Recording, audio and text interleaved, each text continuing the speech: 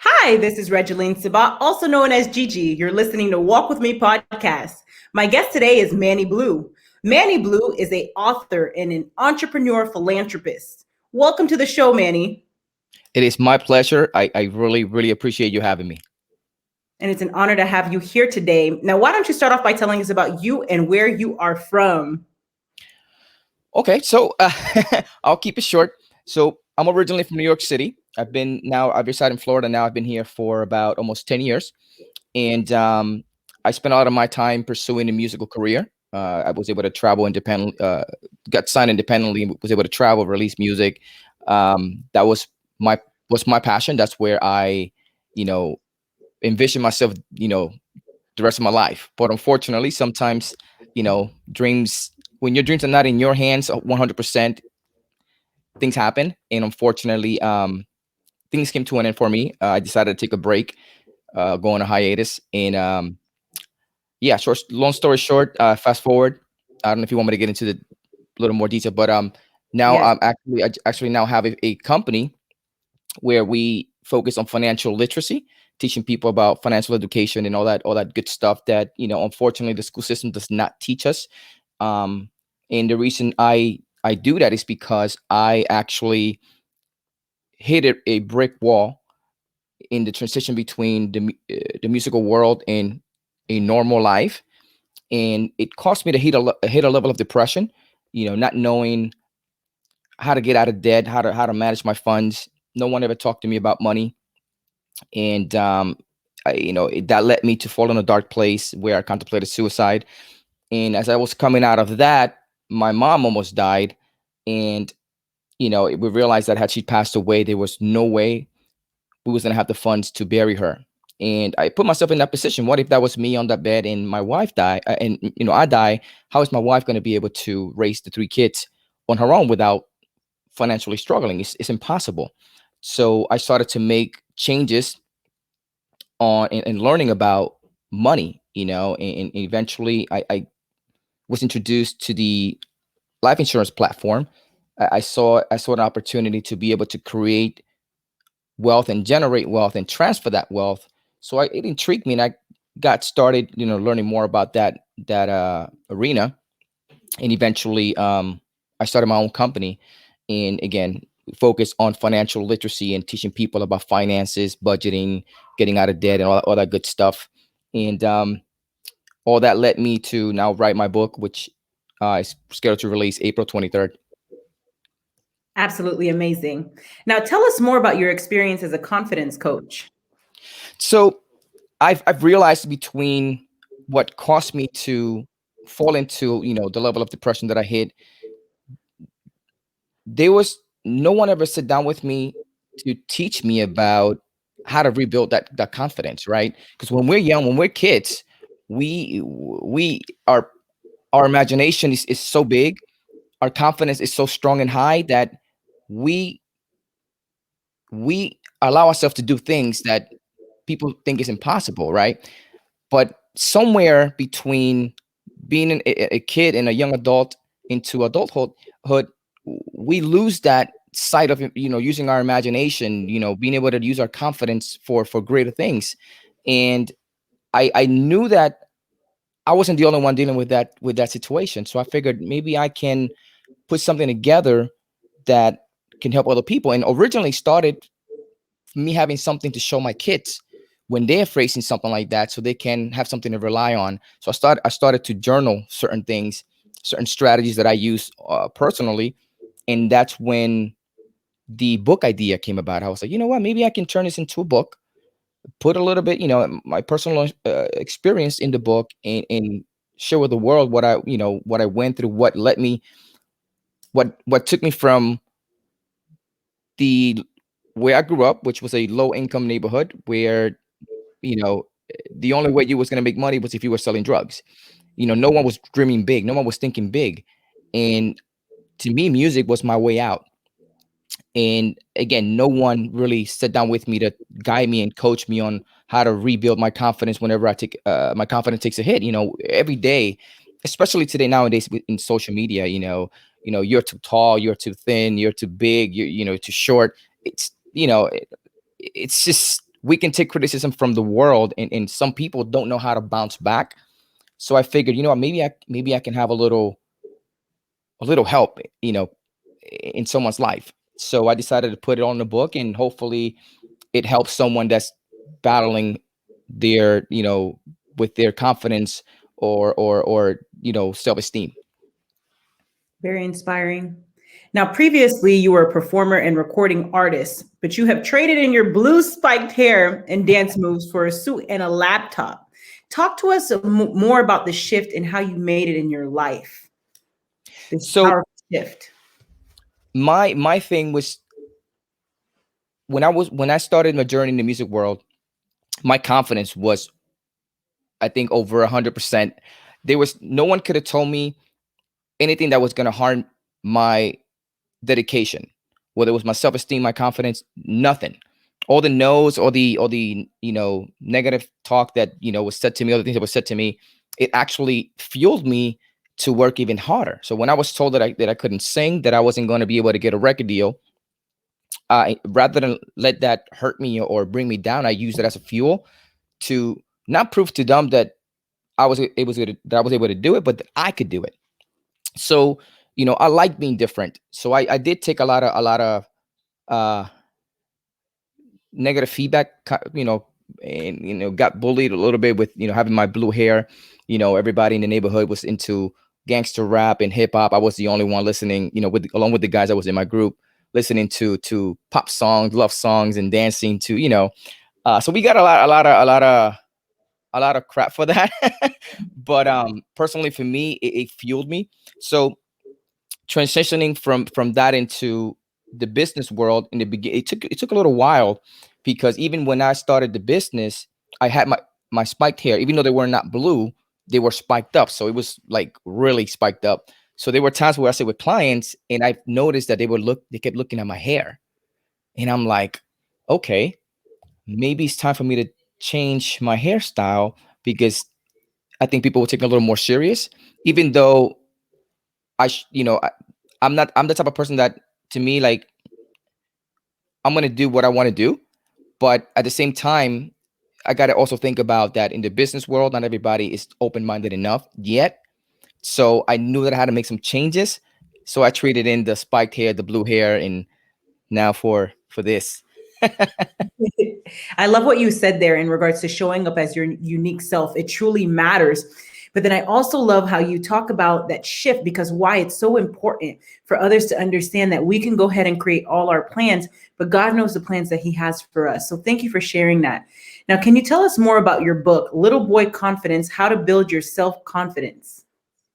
Yeah. So again, the book, originally, I knew I wanted to write a book at some point in my life. I didn't know when or what, or the topic. But when I was journaling the strategies for my kids, so they can read on, if whenever they feel, can school, dealing with bullying and all this stuff that we see every day on social media, I knew at some point we all go through it, I guess, in our lives at some point, and I knew they were going to go through that at some point, whether that be middle school, high school.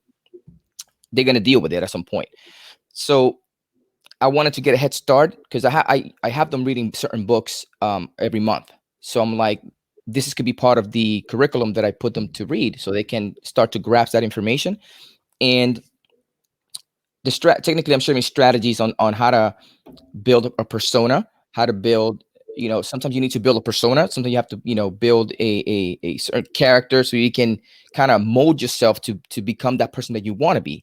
And that's a strategy that I personally use in the music world, that I use in the business world, especially transitioning between the two, because it's two completely different arenas.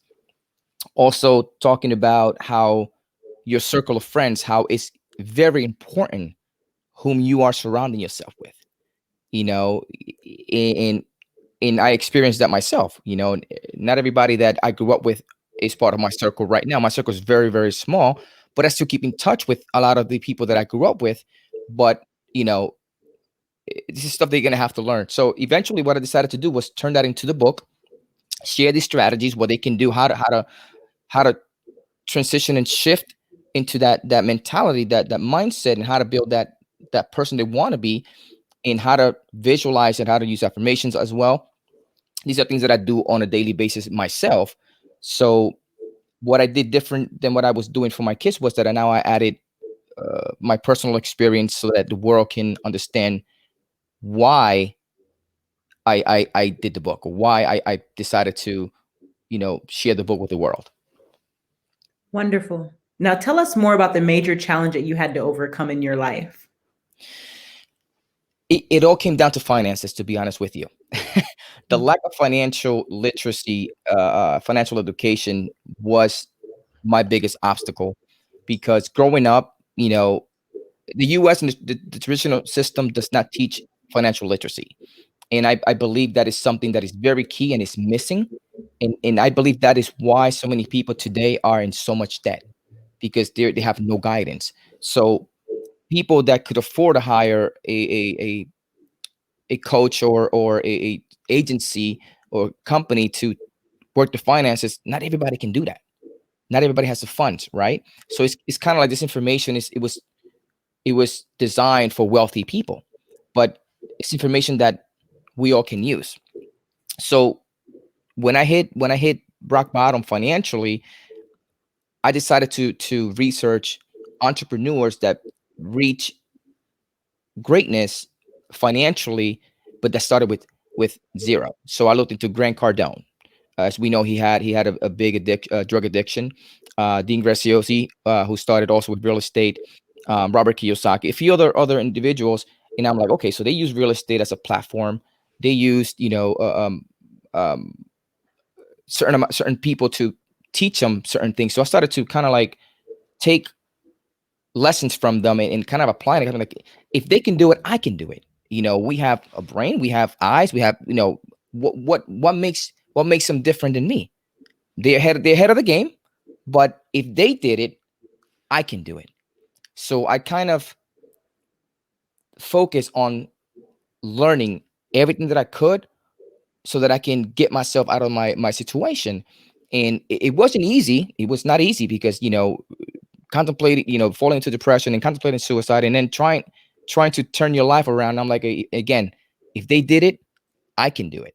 So I just focus on that. I was like, if they did it, I can do it. If they did it, I can do it. And yeah, here I am. Here I am. Now I'm helping other people, learn about these strategies as well. Because again, it's something that we all need, and not everybody could afford to hire someone in, Edward Jones or something like that to be able to, sit with them and guide them and teach them how to properly structure them, their finances. Because again, as I'm pretty sure not one size fits all in when it comes to finances. Everybody has different goals, different agendas. You got to know how to properly help someone depending on what they're looking to accomplish, whether it's a retirement, whether it's, college for kids. e- Everybody's different. That's right. And all things are possible with God. Very I powerful. agree. Now, what is your why that keeps you going? To be honest with you, I'm glad you asked that because for a long time I couldn't figure out my why. Like I knew that I wanted to help people. I knew that I wanted to do better financially and help my family and provide them the life they deserve. But ending of last year, I had my aha moment, and my why is being able to hear my kids hopefully one day speak proudly of me, of what I've done, what I've accomplished. And after I'm long gone, how they can maybe tell the stories to my grandkids and my great grandkids. That is my biggest why.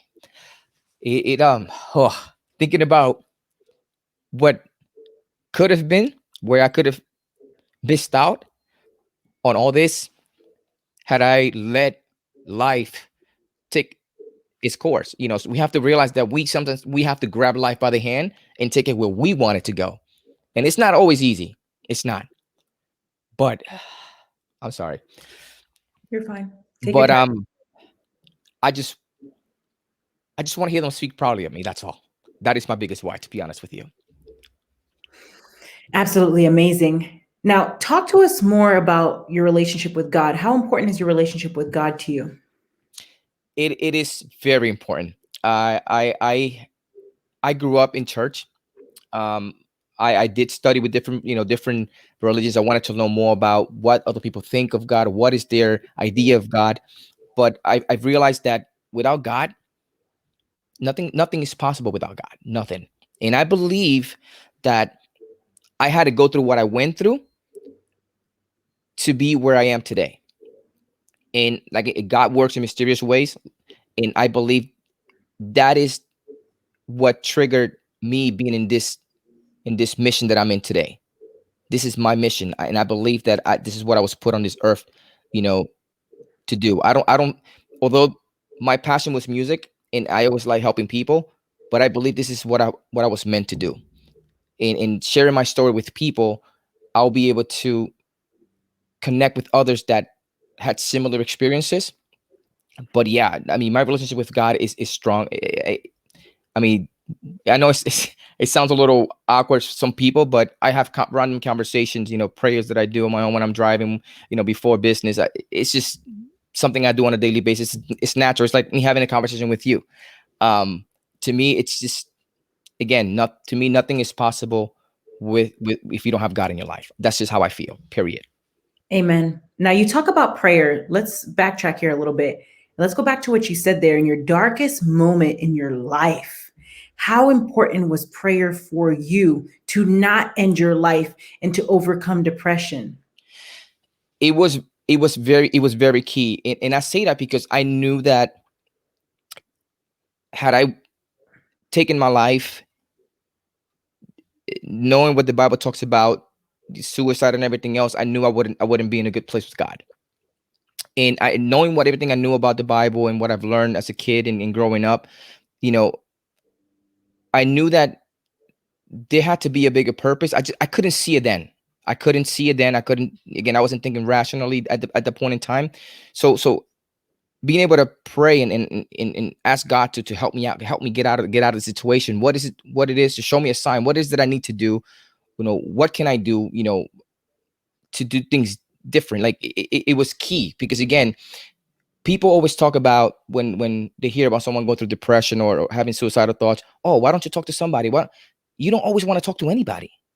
It's not something like, oh, look, today I feel this way. You don't really feel at least in my experience, I didn't, even though I had people around me, I didn't want to talk to anybody about what I was thinking, what was running through my head.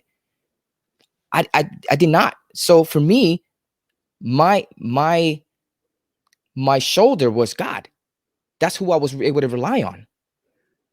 That was the only I say person, but the only person that I was able to talk to was God, because He knows what was in my heart.